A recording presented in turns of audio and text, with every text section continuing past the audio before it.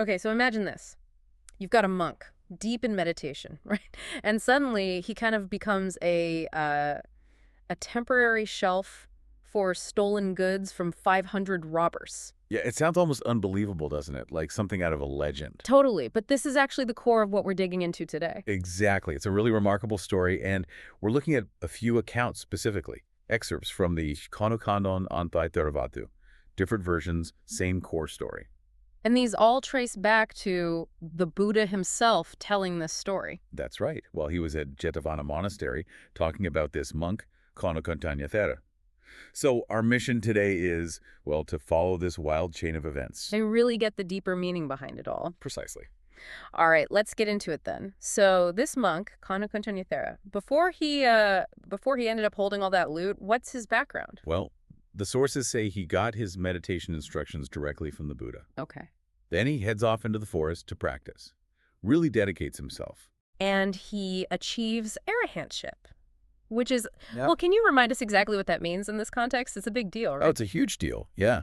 Arahantship, especially in the Theravada tradition, it's like the final goal, spiritual enlightenment. Okay. It means, getting rid of all the negative stuff, the defilements, and ending the whole cycle of rebirth. So, yeah, profound breakthrough for him. Wow. Okay. So he reaches this massive spiritual peak, and he decides, right, I should go tell the Buddha. Makes sense. He wants to report his success, basically. So he's on his way back, but then things take a very strange turn.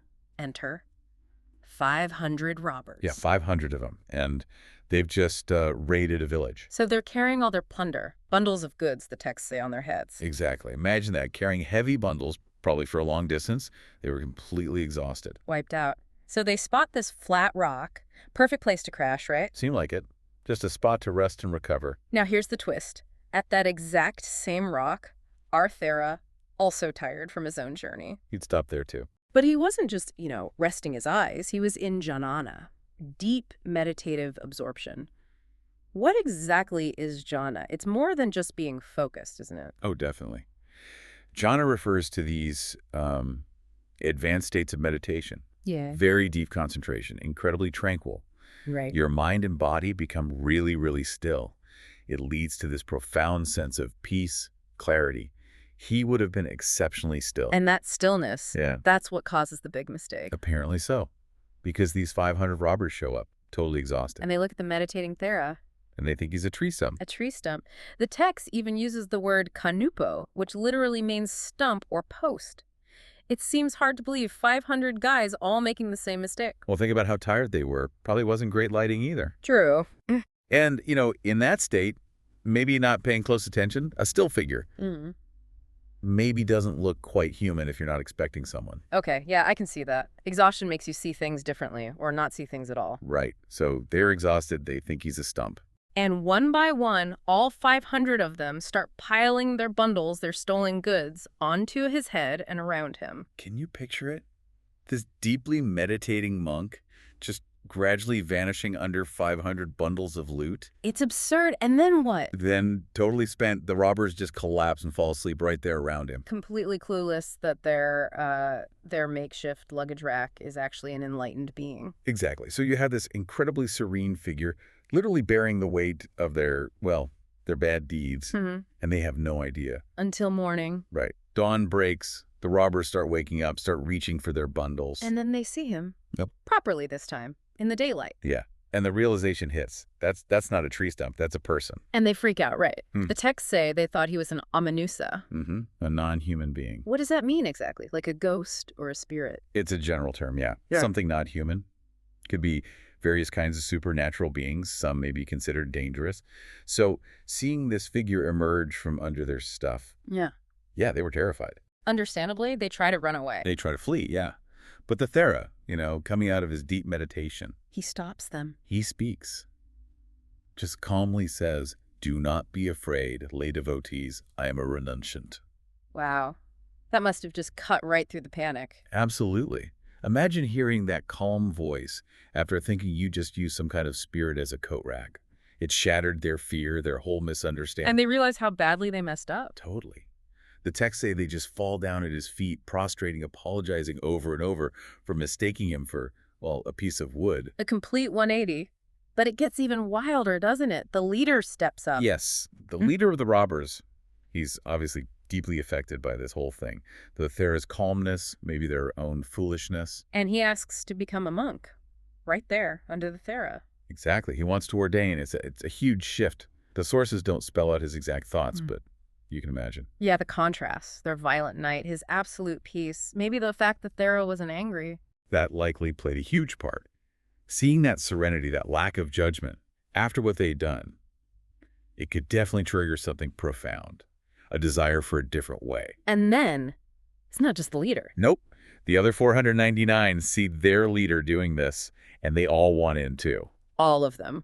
From hardened robbers to wanting ordination, just like that. All 499. They all asked to renounce their old lives and become monks under him. Well, it's astonishing. Talk about a mass conversion. What does the Thera do? He sees their sincerity, recognizes how extraordinary this whole situation is, and he ordains every single one of them as novice monks. Incredible. And that's when he gets his name, Khānukoñḍañña, the Stump-Koṇḍañña, essentially. Yeah. Forever linked to that event. Okay, so now we have Khānukoñḍañña Thera, the stump monk, leading this brand new monastery of 500 ex-robbers. What's next? Naturally, they head off to see the Buddha. Must have been quite the sight, arriving at Jetavana. You'd think so. And when they get there, the Buddha asks Khānukoñḍañña, so Koṇḍañña gained any followers? I bet he had quite a story to tell. He recounts the whole thing. The meditation, the robbers, the mistake, the bundles, the mass ordination, everything. And the Buddha's reaction. The Buddha confirms it all happened just like that. And he remarks on how unprecedented it is. This kind of awakening, triggered by such a bizarre incident, Okay. It's not something you see every day. Right. It's truly extraordinary. And the Buddha uses this moment, this story, to teach something really important. Ah, okay. The core lesson. Exactly. He talks about the incredible value of wisdom, of having a focused, meditative mind. He says that even one single day lived with wisdom and meditation is far, far better than living 100 years foolishly without that mental focus or discipline. Wow. That really hits home. Quality over quantity, massively emphasized. Absolutely. He even gives a specific verse to illustrate it. Yoka vasa saptajiv dupanyo asamahito eka divyatasi apanyavantasa saino. Can you break that down a bit? Sure. The sources help clarify. Dupanyo basically means foolish, or rather, lacking wisdom, nipanyo. And asamahito is uncomposed, unfocused. Okay. Whereas panyavanta means wise, having wisdom. Sapanyasa and hiyino refers to one who practices jnana, who meditates deeply. So 100 years lived foolishly and scattered is worth less than one single day lived wisely and with deep focus. That's the essence of it. It's not about how long you stick around. It's about the quality of your awareness, your understanding, your presence in each moment. A short life full of insight beats a long one lived in a fog. Precisely. And this teaching, coming right after that incredible event, had a massive impact. On the 500 new monks. Yes. The texts conclude by saying that at the end of the Buddha's talk, all 500 of them, the former robbers, they fully grasped the Dhamma, its subtleties, everything, and they all attained arahantship right then and there. The same enlightenment as their teacher, Khānukoñḍañña. The very same. Full liberation. And it wasn't just them. The teaching was beneficial for everyone else who was there listening too. What an ending. Just amazing.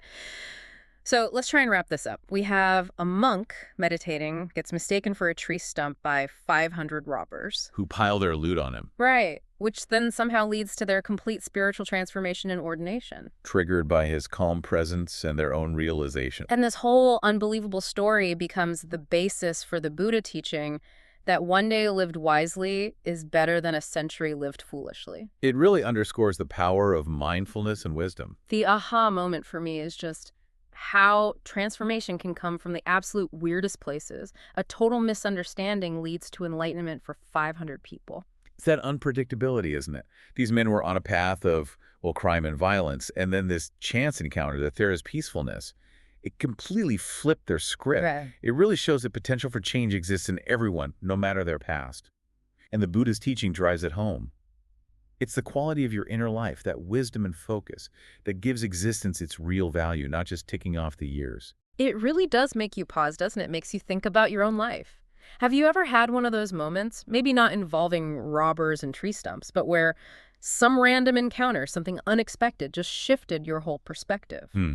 What does the story suggest about, our own capacity for change, and maybe how much we value just being present and aware in each moment versus just getting through the day? It's a powerful reminder. Profound change can spring from anywhere. And that cultivating that inner wisdom, that mindful quality, that's maybe the most worthwhile thing we can do, however long we've got. Well said. Definitely something to reflect on.